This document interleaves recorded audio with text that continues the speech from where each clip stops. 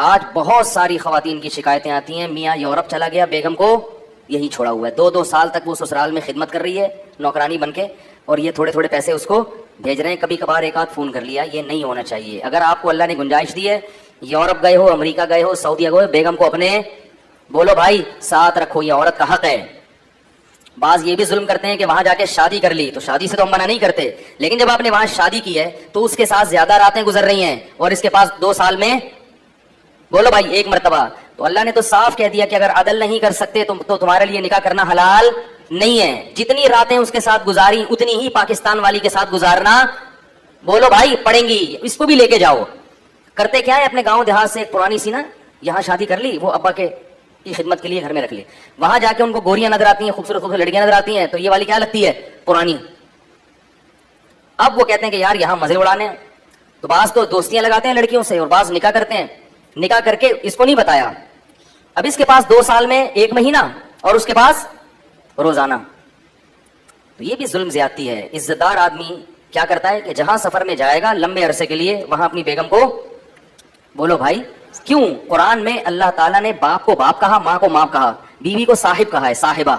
صاحبہ کسے کہتے ہیں؟ یہ اردو والا صاحبہ نہیں، صاحب کیا حال ہے یہ والا نہیں، صاحب عربی میں کہتے ہیں ساتھی، جو آپ کے 24 گھنٹے وصاحبتہ واخیہ۔ قرآن میں آتا ہے نا قیامت کے دن انسان اپنے باپ سے بھی دور بھاگے گا، تو اس کے لیے باپ کا لفظ استعمال کیا، اپنی ماں سے بھی دور بھاگے گا، کا لفظ استعمال کیا، بھائی سے بھی دور بھاگے گا، اس کے لیے اخ کا لفظ استعمال کیا، بیوی کو فرمایا اپنے ساتھ رہنے والی سے بھی دور بھاگے گا۔ ابھی ہے یا نہیں ہے بھائی؟ قرآن میں آتا ہے کہ قیامت کے دن انسان اپنے باپ سے بھی دور بھاگے گا، تو ابا کو کیا کہا؟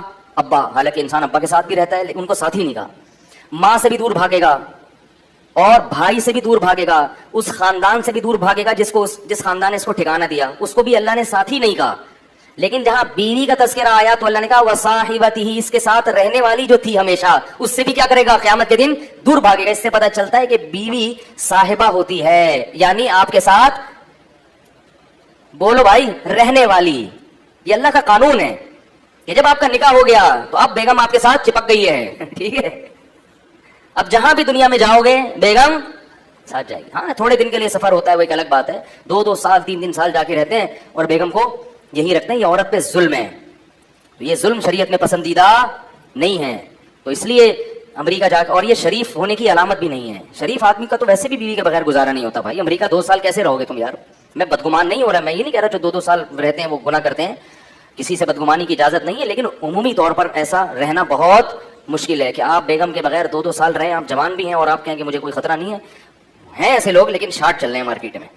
تو شریف ہونے کی بھی علامت ہے کہ آپ اپنی بیگم کو ہمیشہ اپنے سفر میں خاص طور پر اپنے ساتھ رکھیں، یہ اس کی علامت ہے کہ بندہ خاندانی ہے۔ کوئی غلط ایکٹیویٹیز میں مبتلا ہوتا تو بیوی کو کم از کم نہ لے کے جاتا، اس کو ٹوپی کرا دیتا۔ جیسے کہ لوگ عیاشی کے، میں تھائی لینڈ میں تھا نا، تو وہاں میں نے لوگوں سے پوچھا کہ یہاں لوگ اپنی بیگم بچوں کے ساتھ کیوں نہیں آتے یار، اتنی زبردست خوبصورت گھومنے پھرنے کی جگہ ہے۔ اس نے کہا یہاں لوگ عیاشی کے لیے آتے ہیں، بیگم کو ساتھ لے کے نہیں آتے ہیں۔ بیگم کو لے کر آئیں گے تو لوگ، وہ بیگم پوچھیں گے نا کہاں بھائی 3 دن سے کدھر غائب تھے؟ تو ہمیں یہ تعجب ہو رہا تھا کہ یار یہاں تو بچوں کو لانا چاہیے گھمانے پھرانے کے لیے، اگر اللہ نے وسائل دی اسباب دی ہو تو یہ کیوں نہیں، یہ سب اکیلے کے لیے کیوں گھوم رہے ہیں؟ کچھ تھے اچھے لوگ بھی، تو انہوں نے کہا کہ لوگ عیاشی کے لیے آتے ہیں۔ تو اللہ نے کیوں پیدا کیا بھائی؟ میری مان کے چلو۔ اب جہاں اللہ کی مان کے چلنے میں، یعنی اللہ دل جوڑنے میں اللہ خوش ہو رہا ہے تو دل جوڑنے کا کام کریں گے، جہاں دلوں کے توڑنے میں اللہ خوش ہو رہا ہے تو ہم اللہ کا دل نہیں توڑیں گے، مخلوق کا دل توڑ دیں گے، مخلوق کا توڑ دیں گے۔ اس سے بہت سارے مسائل حل ہو گئے، بہت سارے مسائل۔ خواتین کے فون آتے ہیں، میرے میاں مجھے پردہ نہیں کرنے دیتا، میں کیا کروں، ناراض، میں کہ ناراض کر دو اس کو، کیا خیال ہے بھائی؟ پردہ تو پہلے اللہ ہے، میاں بعد میں، کیا خیال ہے بھائی؟ ساس پردہ نہیں کرنے دینی، ساس ہے بھائی تو بھائی نہیں مانو ساس کی، پردہ کریں گے ہم۔ باقی وہ ایک الگ بات ہے کہ اس میں کتنی ہمت ہے، وہ ایک الگ چیز ہے۔ اصل یہی ہے کہ ہر جگہ دل رکھنے کی ہمیں آرڈر نہیں ہے۔ ہاں جہاں اللہ کا حکم نہ ٹوٹ رہا ہو وہاں دوسروں کا دل رکھنا یہ بہت بڑی عبادت ہے، اس میں مسلمانوں کو دوسری قوموں سے آگے ہونا چاہیے، کیونکہ نبی صلی اللہ علیہ وسلم کے اخلاق جب ہم پڑھتے ہیں اس میں آپ نے انسانیت کی کیا، جانوروں کی بھی رعایت کا حکم دیا۔ جانوروں کی بھی آپ نے فرمایا کہ جانور کو ذبح کرنے سے پہلے چھری تیز کرو، کیوں؟ اس کو تکلیف نہ ہو جانور کو، اور ذبح کرنے کا حکم بھی اس لیے دیا کہ تکلیف نہ ہو۔